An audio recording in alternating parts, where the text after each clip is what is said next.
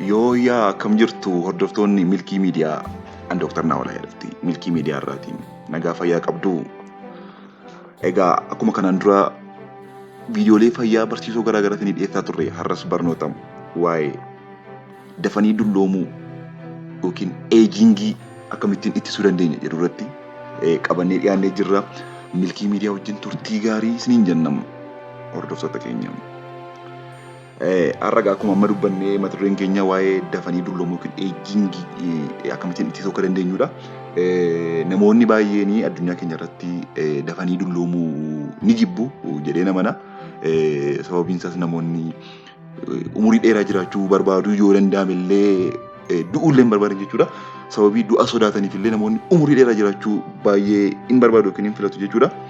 Kanaaf wantoota kana umurii dheeraa jiraachuudhaaf dafanii dulloomuu ittisuudhaaf maal gochuu qabna isa jedhu ilaallaa irra jechuudha. An Dooktar Naawolaa Yaalbitii Milkii Miidiyaa irraa na wajjin tura.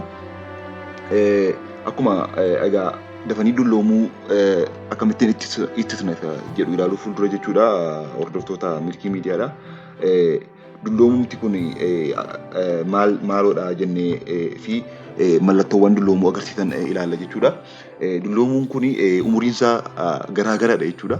Wanti dhaabbataa yoo jiraachuu baate fakkeenyaaf biyya USA'tti United States of Americaatti dhiironni yeroo baay'ee waggaa haga averejilii waggaa 71ttidha kan dullooman jedhaman jechuudha. Dubartoonni immoo waggaa 73ttidha jechuudha. Britain UK'tti immoo dhiironnis dubartoonnis dulloomoonni jedhanii averejilii umuriin kaa'ame waggaa 59dha jechuudha hordoftoota Milkii Miidiyaa. Dulloomuu yeroo jennu kana mallattoon isaa maaloodha? Namni tokko dulloomeera gaafa jedhamu gaafa dulloomaa yookiin umuriin isaa dabalaa deemu eejing mallattoo maal fa'aa agarsiisaa kan jedhu gaaffii namoota baay'ee ta'uu danda'a. Egaa mallattoon isaa beekamaadha. Namoonni hundi keenya hin beekna. Fakkeenyaaf maaloodha? Waa'ee dafanii irraanfachuu, memory loss, naqni gogaan nanna keenya dadacha'uu, wrinkles, muscle loss jechuudha. Foonni keenya masiliin keenya hir'achuu, gogaan keenya dadacha'uu, grey hair, rifeensi keenya arriita jedhamu arrii baasuu, dandeettiin arguu keenya change in vision, dandeettiin arguu keenya hir'achuu fa'aadha jechuudha. Karaa fayyaatiin immoo dhiibbaan dhiigaa dabalaa deema jechuudha. Dhiibbaan dhiigaa dabalaa deemu cardiac output inni jedhamu hin hir'isa. Blood pressure jedhamu immoo dabalaa deema jechuudha hordoftoota Milkii Miidiyaadha. Egaa akkamittiin dhufa isa jedhu immoo mi'a ilaallume. Dulloomuun kun akkamitti dhufa?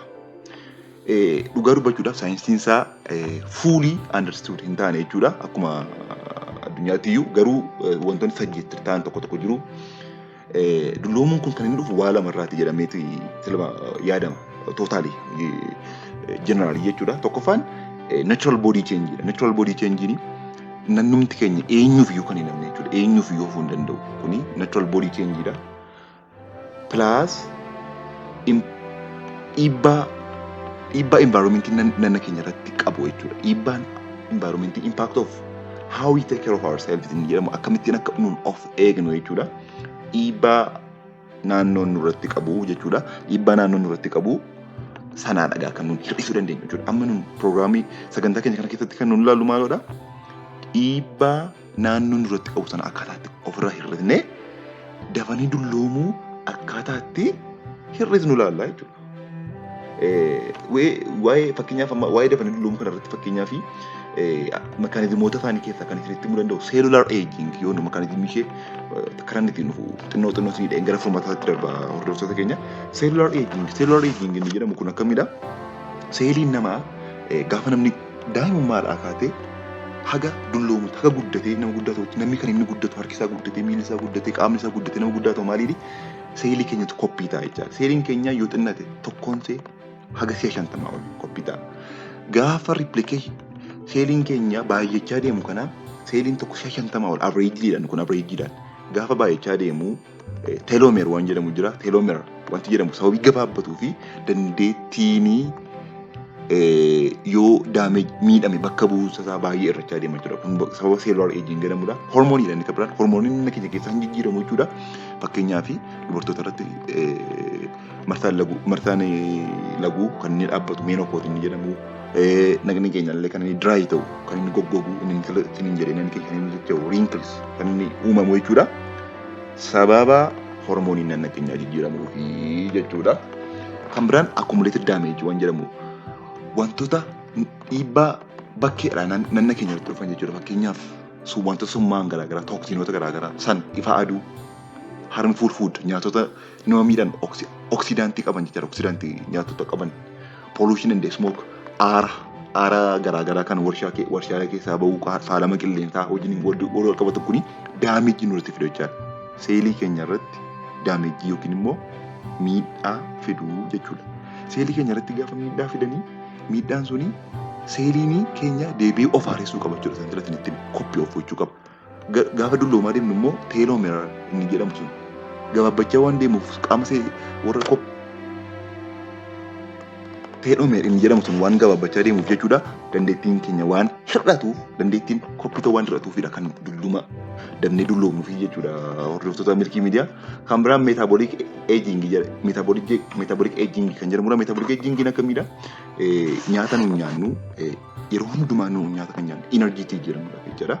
So inerjiin sun gaafa uumamu immoo bypass product waan jedhamu wanta gaafa chemical reactioniin tokko uumamu wanti dabalataan uumamu wanti utuu hin barbaadiin uumaman keemikaalonni summaa'oon jiru jechuudha.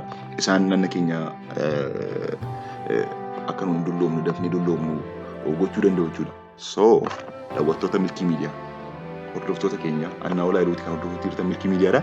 Amma gara ijootti saayinsiin isaa baay'ee gadi fagoodhaa bal'aadha. Fuulli guutummaatti illee hin ibsamne jechuudha. Warra maloota sajjeettii warra ta'aniidha jechuudha. Kan nuti ibne amma gara furmaataatti deemne jechuudha. Isa baay'ee nu gargaaru. Furmaanni isaa maaloodha isa jedhu wantoota jiran kan ibsan jechuudha. Jalqaba irratti wanta dubbachuu barbaadu namni kamiyyuu ni dullooma ni du'a. It is unavoidable. Afuu hin danda'u jechuudha. Kun jala muramee baramuu qaba jechuudha. Tokkoffaan maaloodha egaa nyaata sirnaan nyaachuu jechaadha. Nyaata sirnaan nyaachuu maal fa'aadha?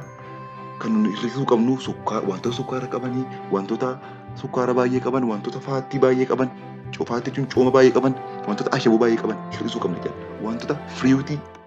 Wantoota firiiwutii, veejiteebiloota, wantoota faayibarii qabaniif pirootiinoota immoo dabaluu qabna jechuudha. Kun isa tokkodha jechuudha. Inni lammaffaa maaloodha? Aaraa sigaaraa aarsuu, tamboo aarsuu dhiisuu jechuudha. Kun maal akkamitti nu gargaara? Kaanserii, dhiibbaa dhiigaa, dhibee onnee kan isaanii wal qabatanii dhufan kan tamboo aarsuu wal qabatanii dhufan nurraa ittisa waan ta'eef nu gargaara jechuudha.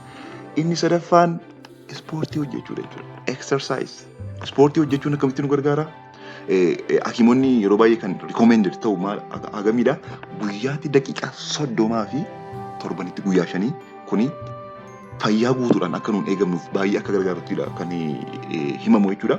Garuu dhugaa dubbachuudhaaf guyyaatti daqiiqaa 15 illee yoo hojjenne baay'ee nu gargaara jechuudha. Yooma ispoortii hojjechuudhaaf yeroo dhabne immoo saayikilii oofuu wantoota akka saayikiliif akkas hamma ta'e daqiiqaa 10-15 oofuu guyyaatti wookisa jedhan bahuu akkas deemanii miillaan deemuu biyyoota guddatamaa keessatti kanaafidha kan dhiibbaan dhiigaa dhibeen onnee hammaatu jira. So kana gochuudhaan exercise yoo dirqama mana ispoortii dhaquu baanne illee wookii ta'edhaan akkas deemuu saayikilii fa'aa oofuu waan akkasii jechaadha. Arfaffaan maaloodha? Sooshaalaayiz.